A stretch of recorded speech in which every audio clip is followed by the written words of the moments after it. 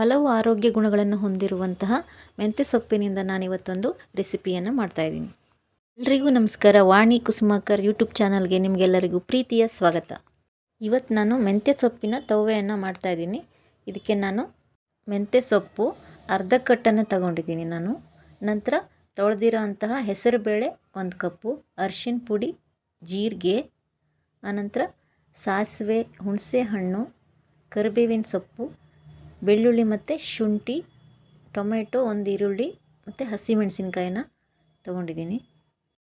ಮೊದಲು ಸ್ಟವನ್ನು ಆನ್ ಮಾಡಿ ಆನಂತರ ಒಂದು ಕುಕ್ಕರನ್ನು ನಾನು ಇಡ್ತಾಯಿದ್ದೀನಿ. ಕುಕ್ಕರಲ್ಲಿ ತೊಳೆದಿರೋ ಅಂತಹ ಹೆಸರುಬೇಳೆಯನ್ನು ಹಾಕ್ತಾಯಿದ್ದೀನಿ. ಅದಕ್ಕೆ ಸ್ವಲ್ಪ ಹುಣಸೆ ಹಣ್ಣು, ಅರಿಶಿನ ಪುಡಿ ಮತ್ತು ಸ್ವಲ್ಪ ನೀರನ್ನು ಹಾಕ್ತಾಯಿದ್ದೀನಿ. ನೀರನ್ನು ಹಾಕಿ ಲಿಡ್ಡನ್ನು ಕ್ಲೋಸ್ ಮಾಡ್ತಾಯಿದ್ದೀನಿ.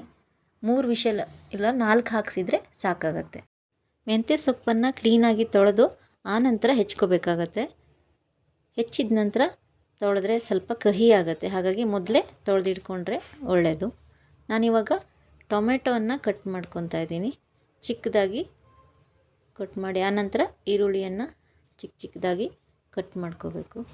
ಮೆಂತ್ಯ ಸೊಪ್ಪಿನಲ್ಲಿ ವಿಟಮಿನ್ ಎ, ಸಿ, ಕೆ ಮತ್ತು ನಾರಿನಾಂಶ ಹೆಚ್ಚಾಗಿದ್ದು ಇದು ಜೀರ್ಣಕ್ರಿಯೆಗೆ ತುಂಬಾ ಒಳ್ಳೆಯದು. ನಾನಿವಾಗ ಟೊಮೆಟೊ, ಈರುಳ್ಳಿ, ಹಸಿಮೆಣಸು, ಬೆಳ್ಳುಳ್ಳಿ ನೀಟಾಗಿ ಕಟ್ ಮಾಡ್ಕೊಂಡಿದ್ದೀನಿ. ನಂತರ ಒಂದು ಬಾಣಲೆಗೆ ಎಣ್ಣೆನ ಹಾಕಿ ಅದಕ್ಕೆ ಸಾಸಿವೆಯನ್ನು ಹಾಕ್ತಾಯಿದ್ದೀನಿ. ನಂತರ ಜೀರಿಗೆ, ಸಾಸಿವೆ ಸಿಡಿದ ನಂತರ ಇದಕ್ಕೆ ನಾನು ಬೆಳ್ಳುಳ್ಳಿಯನ್ನು ಹಾಕ್ತಾಯಿದ್ದೀನಿ. ಬೆಳ್ಳುಳ್ಳಿ ಸ್ವಲ್ಪ ಫ್ರೈ ಮಾಡಿ ಆನಂತರ ಹಸಿಮೆಣಸಿನ್ಕಾಯಿ ಅದು ಸ್ವಲ್ಪ ಫ್ರೈ ಆದ ನಂತರ ಈರುಳ್ಳಿಯನ್ನು ಹಾಕ್ತಾಯಿದ್ದೀನಿ.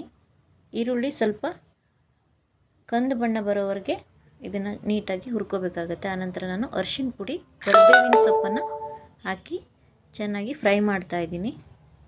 ಈರುಳ್ಳಿ ಕಂದು ಬಣ್ಣ ಬರೋವರೆಗೆ ಹುರ್ಕೋಬೇಕು. ಆನಂತರ ಕೊನೆಯಲ್ಲಿ ನಾನು ಮೆಂತ್ಯ ಸೊಪ್ಪನ್ನು ಹಾಕ್ತಾಯಿದ್ದೀನಿ. ಮೆಂತ್ಯ ಸೊಪ್ಪನ್ನು ಹಾಕಿ ಅದನ್ನು ಎಲ್ಲ ಮಿಕ್ಸ್ ಮಾಡಬೇಕಾಗತ್ತೆ ನೀಟಾಗಿ.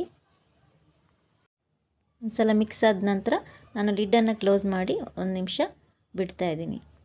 ಸೊಪ್ಪು ಸ್ವಲ್ಪ ಬಾಡಿದ ನಂತರ ಅದಕ್ಕೆ ನಾನು ಟೊಮೆಟೊವನ್ನು ಸೇರಿಸ್ತಾಯಿದ್ದೀನಿ. ಟೊಮೆಟೊ ಸಾಫ್ಟ್ ಆಗೋವರೆಗೂ ಇದನ್ನು ನಾವು ಹುರ್ಕೋಬೇಕು. ಇದಕ್ಕೆ ಸ್ವಲ್ಪ ಉಪ್ಪನ್ನು ನಾನು ಇವಾಗ ಹಾಕ್ತಾಯಿದ್ದೀನಿ. ಉಪ್ಪು ರುಚಿಗೆ ಎಷ್ಟು ಬೇಕೋ ಅಷ್ಟು ಮಾತ್ರ ನಾವು ಹಾಕಬೇಕು. ಉಪ್ಪನ್ನು ಹಾಕಿ ಮತ್ತೊಂದು ಸಲ ಲಿಡ್ಡನ್ನು ಕ್ಲೋಸ್ ಮಾಡ್ತಾಯಿದ್ದೀನಿ. ಇದು ಇವಾಗ ಚೆನ್ನಾಗಿ ಬೆಂದಿದೆ ನೋಡಿ, ಚೆನ್ನಾಗಿ ಬೆಂದಿದೆ. ಇದನ್ನ ಒಂದು ಸಲ ನೀಟಾಗಿ ಮಿಕ್ಸ್ ಮಾಡಬೇಕು. ನೀರಿನ ಅಂಶ ಸ್ವಲ್ಪ ಹೋಗೋವರೆಗೆ ಈ ಥರ ಮಿಕ್ಸ್ ಮಾಡಿದರೆ ಇದು ರೆಡಿಯಾಗಿರುತ್ತೆ. ಇದು ಸ್ವಲ್ಪ ಸಾಫ್ಟ್ ಆದ ನಂತರ ನಾವು ಕೊನೆಯಲ್ಲಿ ಇದಕ್ಕೆ ಇಂಗನ್ನು ಸೇರಿಸಬೇಕು. ಒಂದು ಅರ್ಧ ಸ್ಪೂನಷ್ಟು ಇಂಗನ್ನು ಹಾಕಿದರೆ ಸಾಕಾಗುತ್ತೆ. ಇದು ಇವಾಗ ಚೆನ್ನಾಗಿ ಬೆಂದಿದೆ. ನಾವು ಬೇಯಿಸ್ಕೊಂಡಿರೋಂಥ ಹೆಸರು ಬೇಳೆಯನ್ನು ಇದಕ್ಕೆ ಸೇರಿಸ್ಕೋಬೇಕು. ಸೇರಿಸಿ ಮೆಂತ್ಯ ಸೊಪ್ಪಿನ ಜೊತೆ ಇದನ್ನು ಮಿಕ್ಸ್ ಮಾಡ್ಕೋಬೇಕು. ಮೆಂತ್ಯ ಸೊಪ್ಪಿನಲ್ಲಿ ಪೊಟ್ಯಾಷಿಯಮ್ ಜಾಸ್ತಿ ಇರೋದ್ರಿಂದ ಇದು ಬ್ಲಡ್ ಪ್ರೆಷರನ್ನು ಕಂಟ್ರೋಲಿಗೆ ಹೆಲ್ಪ್ ಆಗುತ್ತೆ. ಅಲ್ಲದೆ ಇದು ಹೃದಯದ ಆರೋಗ್ಯ ಕೂಡ ಒಳ್ಳೆಯದು. ಮೆಂತ್ಯ ಸೊಪ್ಪಿನ ಜೊತೆ ಇದು ಚೆನ್ನಾಗಿ ಮಿಕ್ಸ್ ಆಗಿದೆ. ಸ್ವಲ್ಪ ನೀರನ್ನು ಬೆರೆಸಿ ಲಿಡ್ ಕ್ಲೋಸ್ ಮಾಡಿ 1 ನಿಮಿಷ ಬೇಯಿಸಿದರೆ ಮೆಂತ್ಯ ಸೊಪ್ಪಿನ ತವ್ವೆ ರೆಡಿ ಆಗುತ್ತೆ.